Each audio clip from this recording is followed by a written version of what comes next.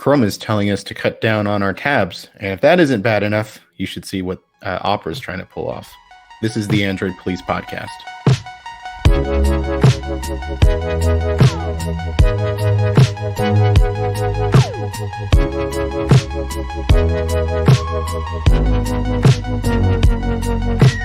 It's Monday, January 20th. Welcome. I'm Ryan Whitwam here with Corbin Davenport.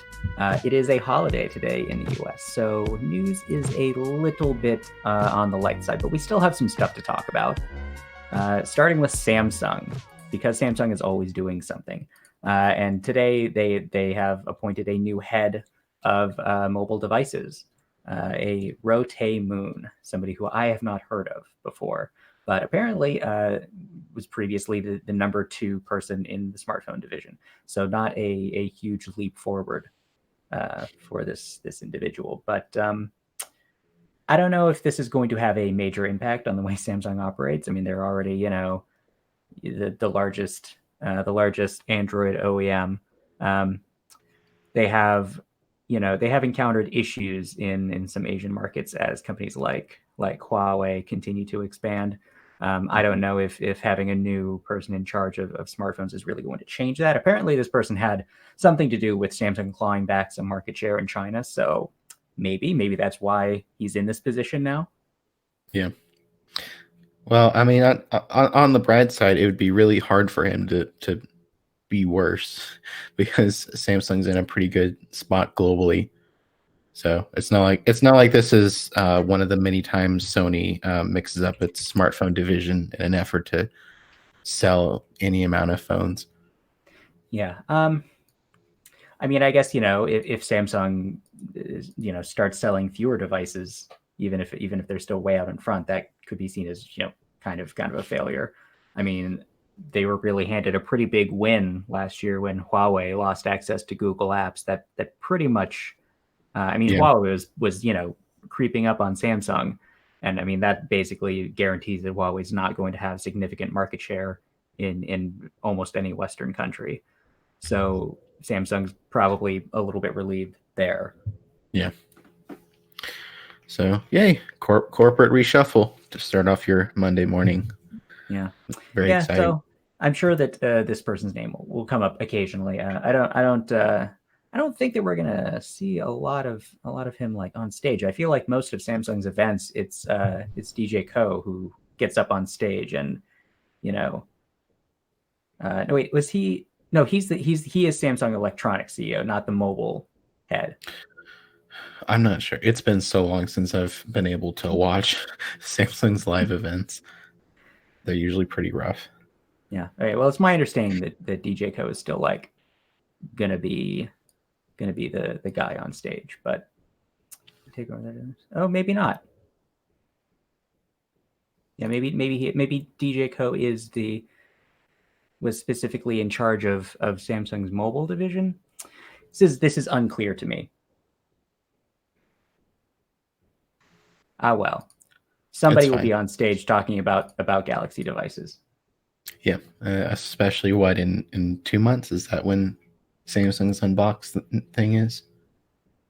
I think in March. So next month, February.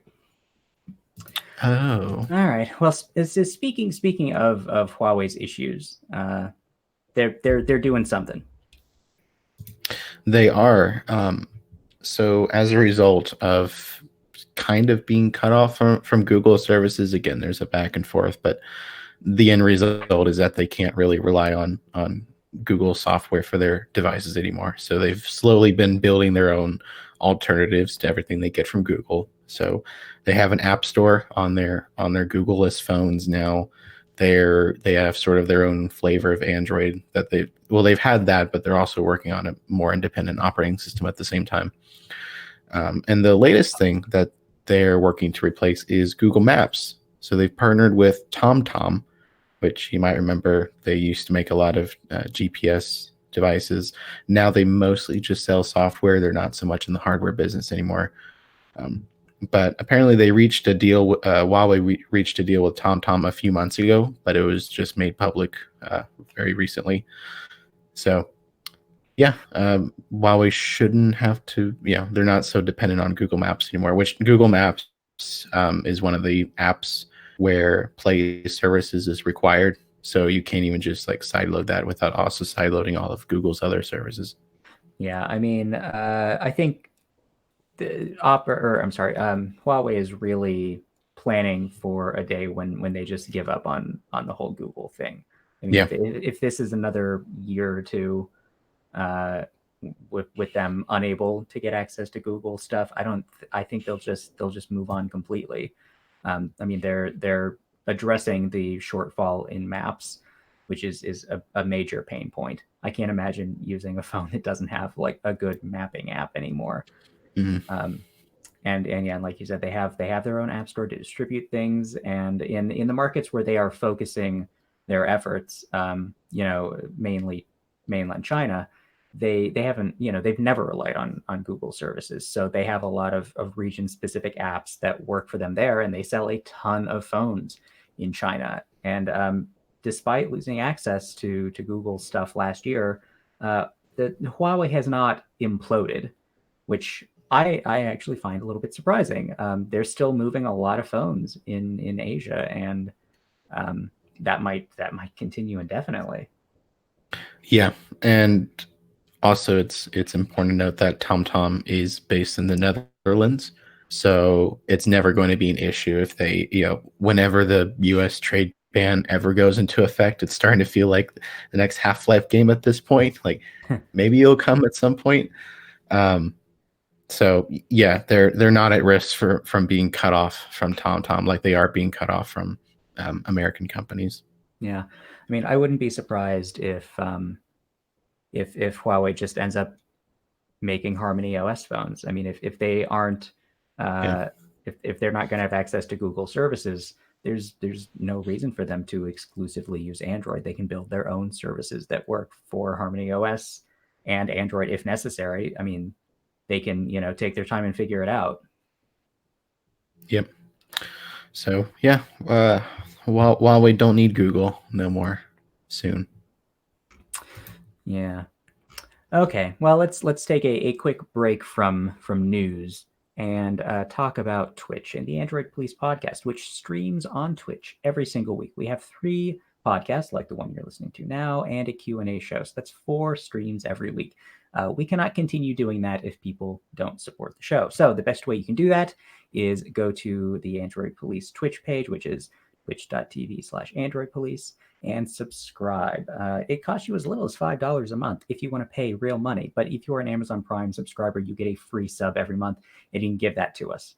We have instructions on the page for doing that. You just have to re-up every month. So please remember to do that. And, and you'll help us keep making this show happen. So again, twitch.tv/Android Police, and we will get back to the show and talk about Opera. Well, but before we get to that, I wanted to quickly mention, the giveaway should once again start to ramp up soon. So you'll be able to use that Twitch sub to get more entry methods in all the giveaways that are coming up. So everybody likes free stuff. Yeah, and of course. So be on the lookout for that. So speaking of monetary things, Opera's not doing so well, guys. I hate to be the bearer of bad news. It's not really surprising that Opera's browsers aren't doing amazing because everything that isn't Chrome is just having the air sucked out of it right now. Didn't Opera switch to Chromium a while back? They did, yeah. But I mean, just anything that isn't Google's Chrome is, Well, they're losing market share. Chrome is free. Like, what are you going to do, Opera? Yeah. So a report came out from a financial site called Hindenburg Research, which is kind of a funny name. And the report went into details about Opera's financial situation. That stuff isn't really pertinent to Android Police, but what is pertinent is that Google has 4 apps in the Play Store that are reportedly giving predatory loans to people in low-income countries. So 2 of them are in Kenya, one's in India, and one is in Nigeria. And the app that they cite some emails and other references to state that the apps have a significantly shorter loan period than Google allows.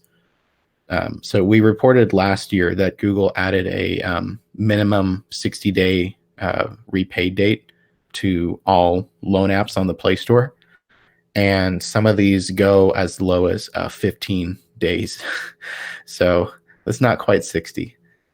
Yeah, I mean, and so like the problem with those kind of loans is they quote you what seems like a high but not like obscene interest rate, but that's the interest rate for the loan term, which is very short.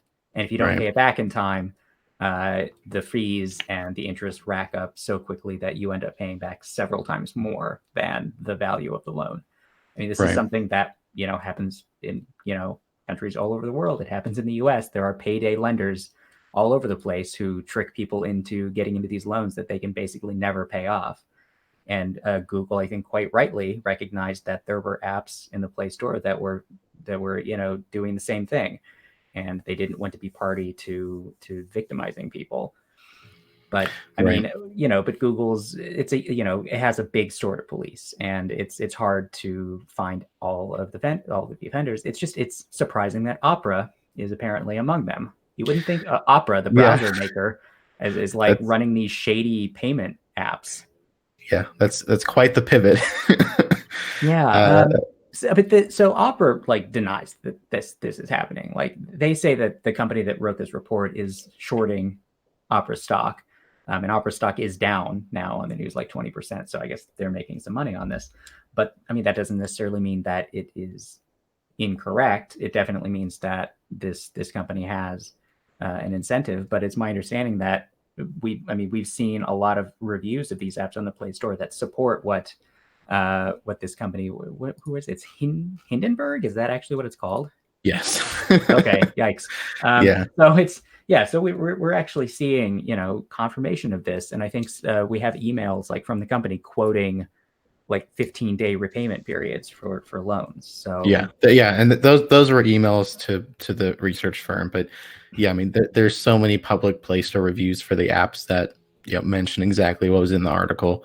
So again, like it's hard to back up. Yeah, the post goes into some claims about the CEO and other people in the company diverting investor money to other stuff. That's not really our yeah, area, but we would not be able to yeah, verify that. We are not financial experts. yeah, Um, but the apps being shady, it's very easy to verify that. yeah, And they look super shady. I mean, yeah, I'm not.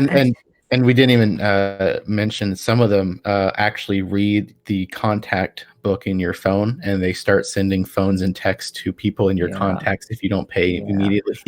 Apparently, that's a somewhat common thing in some countries, like where they don't have like consumer protections for that kind of thing. Like apps will Yeah, will do that, and apparently Opera thought that was a good idea. Um, yeah, it's a, and it's a yeah, bummer that Opera is up to this stuff. yeah, and Opera they put a statement on their investors website, which is like might be the most non-apology I've seen in a response statement.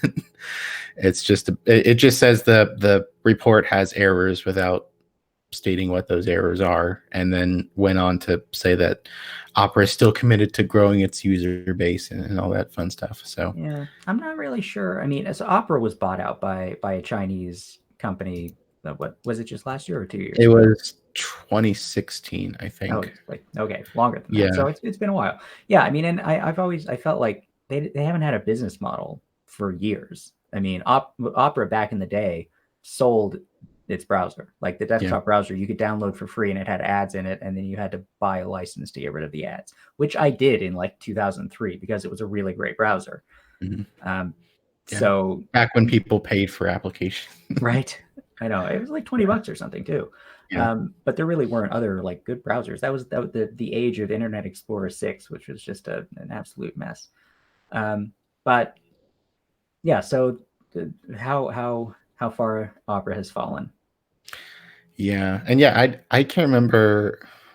Yeah, I can't remember how they've been making money the past couple. Besides this, I mean, this is where a lot of their money's coming from now. Yeah, I mean But like they had like that VPN subscription yeah, thing for a while. they had a VPN app for a little bit, but they gave up And on that. I think last year. I'm sure they like sell. like quick links in like on their browser start page or whatever. Yeah, they do have sort of like a Google feed type thing on their browsers. I'm sure that's where something comes from. But yeah, maybe don't install Opera's apps because they seem to be okay with some shady behavior.